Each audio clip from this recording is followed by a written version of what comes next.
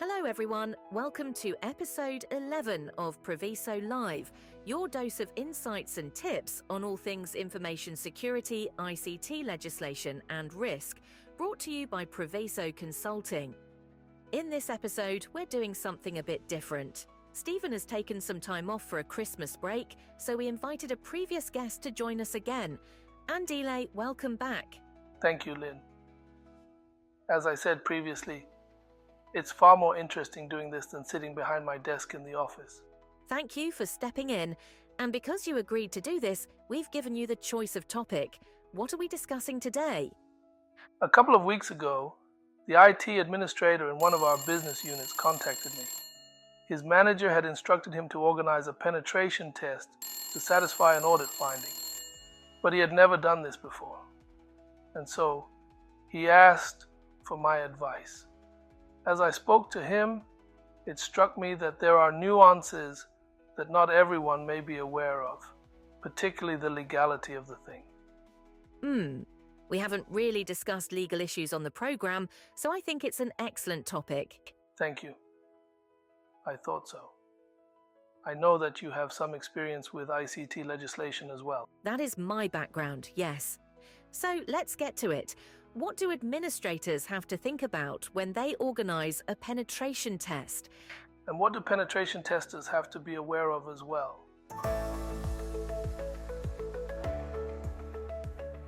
The first thing that I think people don't consider is who is authorized to procure a penetration test? I know what you mean. It's best explained with an example, I think. In our scenario, an internal pen tester does packet analysis, gains access to a system, performs lateral movement within the organization, and identifies and exfiltrates information which contains staff personal information, corporate acquisition data, including emails and third-party contacts. This is not an unusual scenario, but let's break it down. Firstly, doing packet analysis and listening in on the network. Generally, the network should be encrypted with a strong protocol, but WEP or WPA2 could still possibly be cracked to capture credentials. And of course, if the traffic is in the clear, the tester could have access to all kinds of information. Those corporate acquisition negotiations, for example, emails, browsing information, sensitive discussions with the HR department. So there are two key aspects: who grants access to connect to infrastructure at all, and who grants access to view the information. To address the question of system access, someone in the organization is accountable for infrastructure stability, and that individual is an obvious approver. But there could be others. Some system owners will want influence over what parts of the system are tested, or when the testing occurs.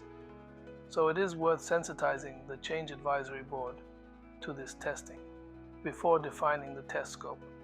So at the very least, the CISO must liaise with the CIO and other potential stakeholders through the CAB? Yes, then let's talk about data access, more your area than mine. In my mind, there's a bit of a question here. Can an ISO authorize a third party to exfiltrate personal information? We're talking South African privacy law here, but the principle applies in all jurisdictions, I think. Often a company's privacy notice informs data subjects that their data may be shared with third parties. But I would err on the side of caution and inform the information officer that exfiltration may occur. The information officer may only choose to record it in the record of processing activities, but it vests the authority in the right location. And we need to account for RICA as well, right? Yes, RICA requires companies to appoint a system controller to authorize information interception. If the exfiltration is likely to include emails, I would also inform the system controller to be safe. Send one email to these officers, and the compliance accountability will shift to the right individuals and away from the ISO. The Cybercrimes Act has an unusual section, Section 2. Any person who unlawfully and intentionally performs an act in respect of a computer system or a computer data storage medium. which places the person who performed the act, or any other person in a position to commit an offence, is guilty of an offence. I redacted a bit, but in essence it means that if someone intentionally and unlawfully makes someone else unlawfully access or interfere with a system or data, they are committing an offence. That's a mouthful. It seems to say to me that if I hire a penetration tester, don't get approvals, and don't ensure that the penetration tester will act ethically, I am acting unlawfully. Everything in law is subject to interpretation, Andile, and of course each case would have to be considered separately. But yes, that's how I interpret it as well. If you are familiar with the law and consciously get someone else to break it, you are liable. Makes sense, doesn't it? It means that you have to ensure everyone acts lawfully. And that really applies to the penetration tester. They not only have to ensure that they have written approval that they do the testing, but also that the correct individuals provide the authorization. Let's discuss the best practices for penetration testing. Firstly, ensure that all of the internal stakeholders are consulted when defining the scope, and record this in writing, including the types of attacks that will be simulated and the expected outcomes. Obtain explicit consent from all relevant stakeholders in the organization. We haven't discussed it, but this could include third parties when the testing is performed against infrastructure managed by a service provider, for example. Ensure compliance with all applicable laws and regulations. Take steps to minimize the risk of unintended consequences, such as data breaches or system outages. For the penetration testers, document the entire process, including the methodology, findings, and recommendations. And of course, you won't meet the objectives unless you address the identified vulnerabilities to improve the overall security posture.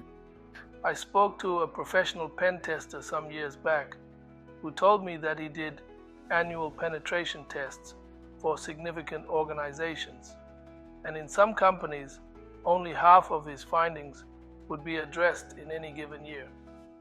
If you don't close the loop, you're just wasting money. You also want to ensure that the pen tester deletes all of the exfiltrated information. You don't want it popping up unexpectedly in the future. You know, IT and the law are intersecting more and more, and I don't think we discuss that relationship enough. Thank you for stepping in to give us your insights, Andile. Always a pleasure. I'm becoming famous at last. And don't you deserve it? Anyway, that's all from Priviso Live for this week. Thank you for tuning in, and we hope you found this episode interesting. If you want to hear more of the same, don't forget to subscribe or like our channel to receive future episodes.